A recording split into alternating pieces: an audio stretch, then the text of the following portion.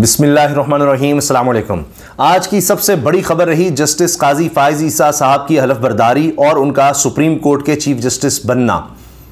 लेकिन साथ ही उनके इम्तिहानात शुरू हो रहे हैं, चैलेंजेस हैं, उसके बारे में बात होती रही। अब एक तरफ तकरीब हलफ बर्दारी की खबर रही, उसमें तमाम बातें होती रही, लेकिन जो सबसे बड़ी खबर इसके बाद बनी, इस वक्त हर कोई उसको डिस्कस कर रहा है, हर तरफ ब्रेकिंग न्यूज़ चलाई जा रही है, सोशल मीडिया पर भी छाई हुई है, क्योंकि शख्सियत इतनी अहम है, जिनके फॉलोअर्स बहुत ज़्यादा हैं, वो है शेख रशीद अहमद साहब।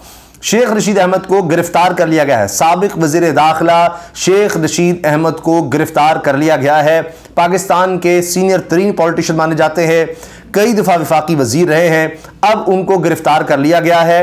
अब इसकी तस्दीक उनके जो वकील हैं उनकी तरफ से भी की गई है और उनके भतीजे शेख राशिद की तरफ से भी वीडियो पैगाम के जरिए इसकी तस्दीक की गई है। साथ ही भी कहा गया है कि जी उनके बड़े भाई यानी शेख रशीद साहब के भतीजे और शेख राशिद के बड़े भाई वो भी साथ गिरफ्तार हुए हैं और कह रहे हैं एक हमारा मुलाजिम है वो भी गिरफ्तार हुआ है, यानी 3 लोग गिरफ्तार हुए हैं, उनको हिरासत में लिया गया है। जो मीडिया में रिपोर्ट हो रहा है वो ये है कि जी नामालूम अफराद कहें या सादा कपड़ों में मलबूस ये लोग थे जिन्होंने उनको गिरफ्तार किया है। अब सादा कपड़ों में लोग थे, निजी हाउसिंग सोसाइटी का फेज 3 बताया जाता है, उससे गिरफ्तार किया गया है। बहरिया टाउन का कहा जा रहा है कि जी वहां पर थे शेख रशीद साहब, काफी दिनों से, काफी अरसे से वो रुपोश थे और नजर आ रहा था कि मीडिया में तो नहीं आ रहे, लेकिन सोशल मीडिया पे, ट्विटर पर, दीगर जगहों पर अपना पैगाम जारी करते थे, काफी ज्यादा एक्टिव नजर आ रहे थे, मगर अब उनकी आखिरकार गिरफ्तारी हो गई है। इसी तरह से कई और लोग देखे गए हैं जो अभी तक रुपोश हैं, उनके खिलाफ भी उनकी जायदादों की जब्तगी और दीगर मामला चल रहे हैं। लेकिन शेख रशीद साहब की गिरफ्तारी बहुत बड़ी गिरफ्तारी है, क्योंकि ये साबिक वज़ीर दाखिला भी हैं और नून लीग और पाकिस्तान पीपल्स पार्टी शदीद दोनों इनसे नफरत करते थे, बाकायदा नफरत।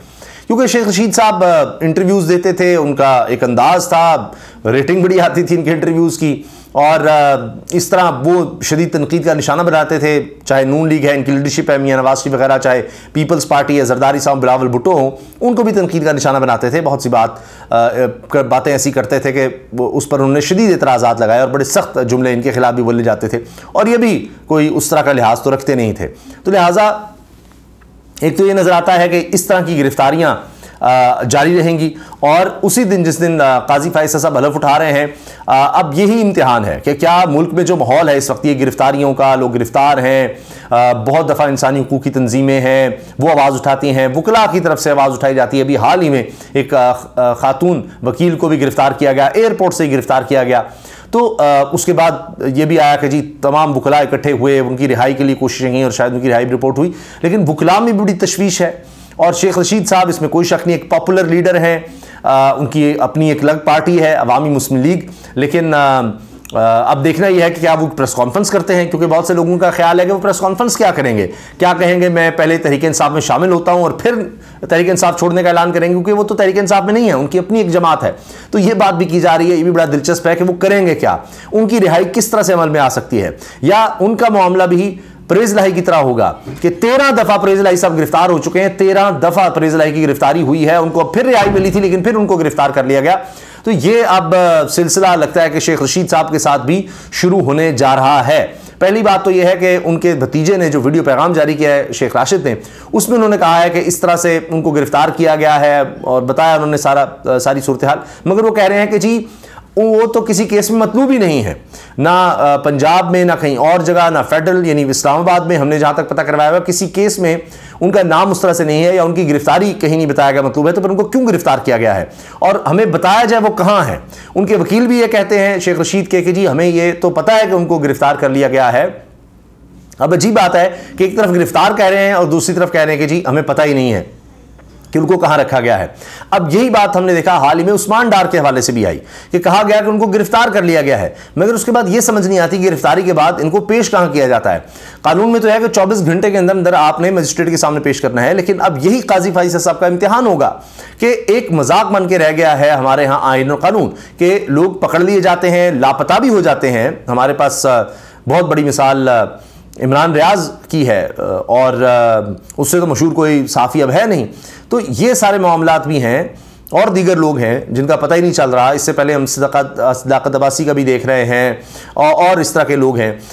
ओन अब्बास को इस तरह किया गया था गिरफ्तार, और उसके बाद उनका एक वीडियो पैगाम आया कि वो छोड़ रहे हैं सियासत को। और कई लोग जो गिरफ्तार होते हैं या उनकी प्रेस रिलीज़ आ जाती है या वो प्रेस कॉन्फ्रेंस करते हैं और उसके बाद वो फिर छूट जाते हैं। अब बहुत से लोग ये बात करते हैं मिसाल के तौर पर कि जी ये अब काबीना का हिस्सा बन गए हैं, जिस तरह फवाद हसन फवाद या हद चीमा देखिए ये भी गिरफ्तार हुए थे और इन्होंने साथ नहीं छोड़ा नून लीग का, ये उनके साथ वफादार रहे, मियां नवाज शरीफ के वफादार रहे। आज देखिए अब देखिए वक्त आया है, वक्त बदला है और वफादारी की वजह से उनको अब काबीना में शामिल किया गया है, निगरान काबीना तक में शामिल करवाया गया, इसी तरह दूसरे लोगों का। लेकिन इसमें एक बड़ा बुनियादी फ़र्क है, गिरफ्तार होने में और लापता होने में ज़मीन आसमान का फ़र्क है मेरी नज़र में। इसलिए कि कोई गिरफ्तार होता है तो वही बात, एक लीगल प्रोसीजर होता है।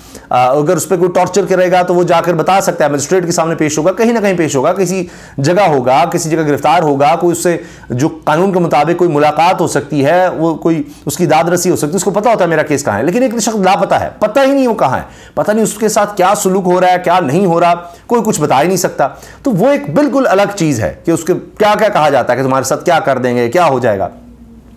तो बहरहाल अब देखते हैं कि शेख रशीद साहब के साथ क्या होता है। और उसमें नज़र तो आता है कि पहले भी उनकी गिरफ्तारी हुई और तब वो डटे रहे, लेकिन वो गिरफ्तारी थी, मीडिया के सामने आते थे, उन पर क्लाशनकोव का कभी कहा गया जी वो डाल दी है, कभी कुछ और इस तरह के जी उन्होंने बिलावल के बारे में बड़ी सख्त बात की थी। तो उसके बाद उनकी गिरफ्तारी हुई थी, लेकिन फिर वो उसमें रिहा हो गए थे। तो फिर उन्होंने ये भी कहा कि जी इंस्पेक्टर है बड़ा, मुझ पर ये जानबूझ के इसको लगाया गया है, ये सब कुछ उन्होंने कहा, लेकिन उससे वो निकल आए थे। लेकिन इस दफ़ा मामला अभी तक जो ज़राए से डॉन, दीगर अखबारात, एक्सप्रेस और बहुत सी जगहों पर अभी खबर मैंने आपको बताया हर तरफ लग रही है, हर कोई बता रहा है। तो ज़राए से वो ये कह रहे हैं कि जो 9 मई के वाक़यात हैं उसके तनाज़ुर में गिरफ्तार किया गया है। लेकिन शेख रशीद साहब और परवेज़ इलाही दोनों हमेशा इनकी सारी की सारी सियासत इस्टेब्लिशमेंट के करीब रही है, हमेशा इस्टेब्लिशमेंट के साथ रहे। तो अब इनके साथ इस तरह से जो हो रहा है ये भी पाकिस्तान की तारीख में पहली दफ़ा हमें होता नज़र आ रहा है। अब ये भी सवाल है कि क्या इनकी सिर्फ प्रेस कॉन्फ्रेंस करने से जान छूट जाएगी और क्या ये प्रेस कॉन्फ्रेंस करेंगे, शेख साहब सियासत से ही किनारा कशी करेंगे। वो पहले भी कह रहे थे कि मैं शायद ये आखिरी दफ़ा इलेक्शन लड़ूंगा, कुछ काम है वो हो जाए तो उसके बाद कभी इलेक्शन नहीं लड़ूंगा, ये उन्होंने पहले ही कह दिया था।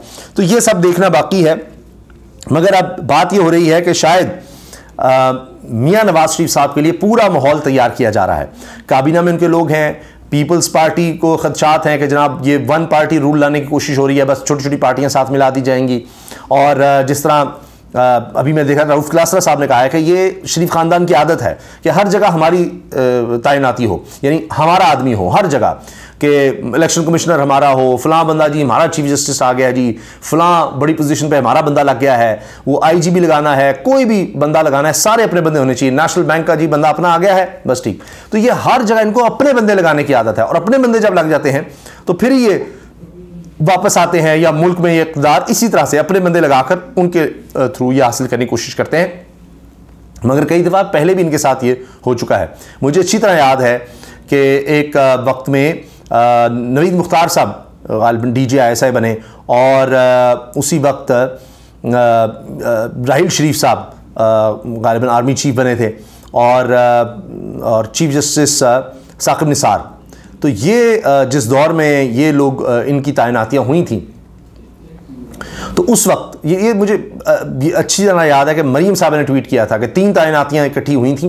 तो मरीम साहब ने कहा था जी बस अब हवाएं बदल गई हैं, ये हो गया वो हो गया, कि बस अपने लोग हमारे आ गए हैं। तो उस वक्त ये था कि सेक्रेटरी कानून गालिबन जस्टिस साकिब निसार साहब जो हैं वो जज बनने से पहले सेक्रेटरी कानून थे और नून लीग के करीब समझे जाते थे, इस तरह उनके ताल्लुकात वगैरह थे और ये सब कुछ। तो वो हमेशा इस चीज़ पर लोगों को दिखाते हैं जी हमारे इनसे ताल्लुकात हैं ये।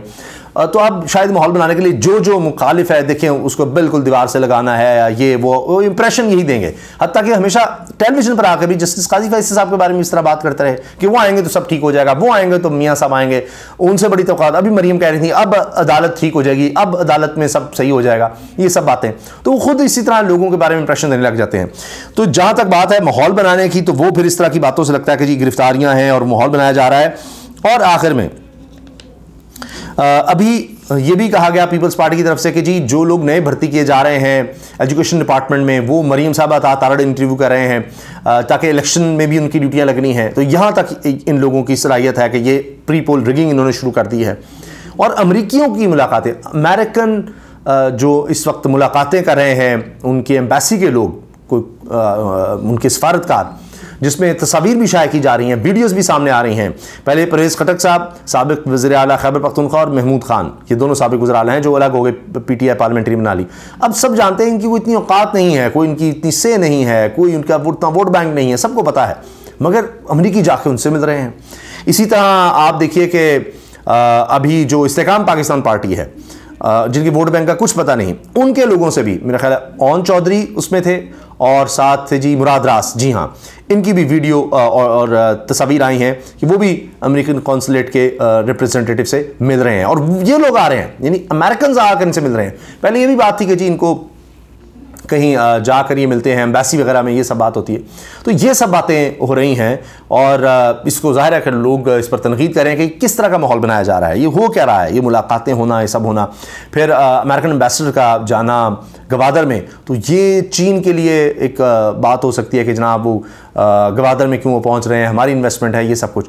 तो ये बातें भी साथ साथ चल रही हैं, और गिरफ्तारियाँ भी साथ साथ हैं।